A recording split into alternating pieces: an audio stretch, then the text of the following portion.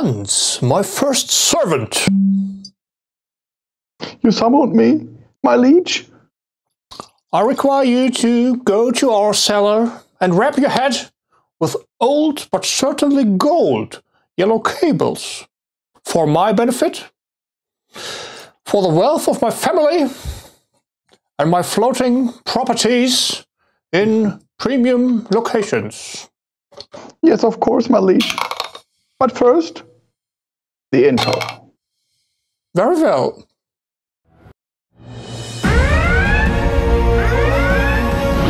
And now,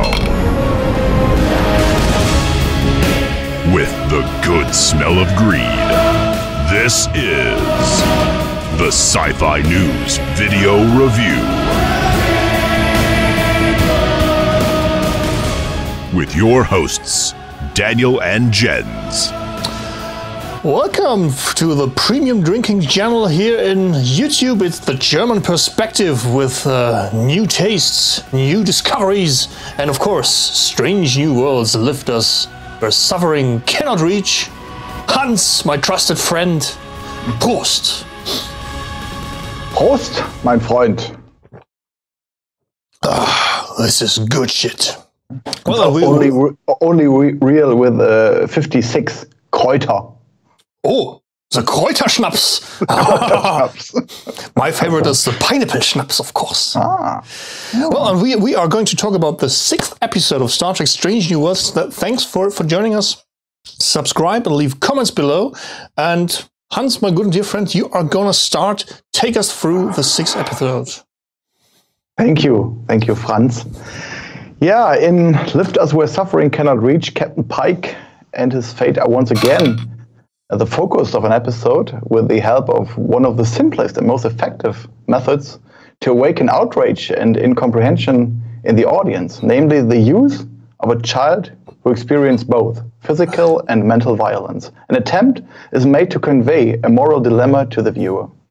Unfortunately, the authors of this episode only succeed to some extent. While a lot of time is wasted with little storyline, Captain Pike is always left in the role of a powerless observer, who in the end can only react instead of act. The writers avoid giving Pike an active role in the drama and miss a good chance to give the story real meaning. The role is tried to a certain extent to the father of the first servant, who knows exactly what is in the store for his son. At the same time, I miss a bit of logic in the story. For example, why doesn't the father ask for asylum in the Federation for himself and his son? This would have added many more facets to the story, and Captain Pike would not have remained just the role as an observer, especially with the premise that the first servant has been manipulated to the point that he is looking forward to a sacrifice. Instead, they stage a clumsy rescue or kidnapping story, which, depending on how you read it, is doomed to failure. In fact, only the last 10 to 15 minutes of this episode are interesting to me. The viewer is left in the dark as to whether the sacrifice of the child serves a real purpose at all. Why did the ancestor create this cruel ritual? In order to own society, to one society in course of a cult? The dedication of a child chosen at random and who feels it is an honor to sacrifice himself for the community unites them in their coexistence with the requirement of science, service, and sacrifice. Many cultures, many religions need rituals, myths, and events that define them as a community, that reinforce them as a community, but which obviously serves no real purpose except the thing itself and the effect on those who believe in it or participate in it, and perhaps even create fears in those who actually want to avoid it, fears of being excluded, of no longer being part of society and therefore submitting. Isn't it a small price to pay for the cohesion of a community to make a random sacrifice? Does no child in the universe suffer poverty and misery because of the actions of the Federation? Is it not more honest to look than to appear morally superior and still cause suffering and misery? Unfortunately, these dialogues take place only in the aftermath of this disturbing ritual, taking away the viewer's suspense about the outcome of the story. I would probably rate this episode 2.5 or 3 out of 5 because of the very good final act, and although narratively a lot of potential was given away. However, I have to rate this episode 0 out of 5 because it's obviously a stone-cold plagiate. In my youth, I read quite a lot of science fiction literature, and I can remember a book that is probably still lying somewhere in a box on the floor. In this book are short stories compiled by Ursula K. Le Guin. One of them reminded me very strongly of the plot of this episode. Thanks to Wikipedia and the internet, I found what I was looking for, and I would like to quote briefly from the summary. At the beginning, the reader is asked to imagine the first day of summer and the celebration it brings in a beautiful town of Omelas. The townspeople are described as simply but happy. In their wisdom, they have limited their technology to what they need as a community for happiness. No hierarchical structures are described. Instead, the text points out that we generally perceive happiness as simple, even stupid, and instead cast suffering and struggle as positive values. Quote, "Only pain is intellectual, only evil is interesting." This is a betrayal of the artist, the refusal to admit the banality of evil and the terrible boredom of pain. The reader is then asked to imagine what life would be like for him in a happy community, what joy might mean. After describing the happy character of the town, the mystery of Omelas is revealed. It's a lone child, either retarded or dumbed down by its miserable existence, kept in a cramped, dirty room. This injustice, this suffering guarantees, in a nondescribed way, the happiness of Omelas. As soon as the children of the town are old enough, they are taken to the room to see the creature inside. The ultimate secret of the city, however, is that some citizens who know the secret leave. The place they go, the text says, is even more indescribable than the happy city of Omelas. Quote, "It is possible that it does not exist, but they seem to know where they are going, those who leave Omelas." Anyone can put this as a template over this episode in terms of content, and those who know the story know that there are many more parallels. After watching this episode, I thought maybe it was some kind of dedication or homage to Ursula K. Le Guin, as we have seen in Star Trek Discovery, but I could find nothing about it. So I have to rate this episode as a plagiat and rate it 0 out of 5 points.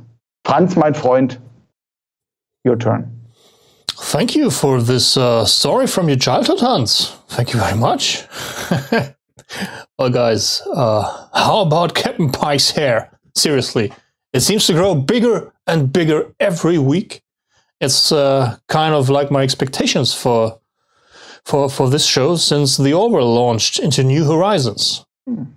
So this seems to be the new depth of Alex Kurtzman's Strange New Worlds. And to be honest, after 6 episodes, it's kind of like most of my ex-girlfriends. Kind of shallow, deeply disturbing, and lots of missed potential. Especially with this episode. Again, with Kurtzman Trek, the premise is great. Even if it's heavily influenced, like Hans said, by the ones who walk away from Omelas. It's just like this story probably influenced the touching episode The Beast Below from the Doctor Who franchise. And again, with Kurtzman Trek, he also effortlessly misses the point. Misses the opportunity to present great and compelling Star Trek. And gets everything wrong, where Doctor Who shines so bright with this outline. There is the debate, there's the discussion about the Prime Directive. Why does it feel that Captain Pike is simply a horny bystander that banged the Queen in all of this? And why don't we talk about the parallels to our own time here? Aren't we the ones profiting from the sacrifice of third world countries and cheap labor? This episode grabs a great premise and delivers the conclusion without the crew even influencing much of the story. It would have been so awesome to have the child or the father ask for asylum aboard the Enterprise, and then have the crew of the Enterprise dance around all those impossible choices. Save one child while condemning millions? Search for a scientific solution, use the might of the whole Federation to do the right thing. All this is blatantly absent from this episode and therefore provides no real food for thought for the viewer. Other aspects, like the rather stupid reveal of the traitor among the guards, or the badly written affection between Pike and the Queen, or the First Minister, don't do this episode any more favors. The missteps continue with Cadet Uhura actually destroying an attacking ship, despite direct orders, probably killing the crew, and have all that washed away by a snarky, "Oops, my bad." A situation like this would at least result in a good old-fashioned demotion for Uhura's supervisor, La'an, when Captain Picard had command of the Enterprise. Also, the daughter of the Doctor is still in the transport buffer. Has he not learned his lesson after the encounter with the Gorn? Why doesn't he bring her to safety, somewhere in a medical facility where a transporter buffer would be far more reliant compared to the Enterprise? And why is no one talking about the morality of the entire situation? Is it fair to the child to suspend her life in stasis, her conscience tucked away? For how long is this supposed to go on? I really wish for an episode where these questions are being raised and discussed. And I've also noticed a very harsh reduction in production quality this week. While there are a few select scenes in this episode that shine, we do not get to see the scope of the world where the first servant is protecting. Therefore, his sacrifice loses much of his impact. This week's installment is executed badly, full of missed potential. And sadly, it's the worst episode so far for Star Trek Strange New Worlds. It is still watchable and does entertain on a certain level, but leaves much to be desired. I rate Lifters Where Suffering Cannot Reach 1.5 out of 5. From the German perspective, and throw that right back to the producers, lift us where suffering cannot reach, and give us more compelling television, you pigs! Well. Thank you, Franz, for your conclusion, and thanks for your stories about your ex-girlfriends. Well, you're quite welcome. If you want to know more about my ex-girlfriends, leave a subscription to this channel and we will reveal further information about that.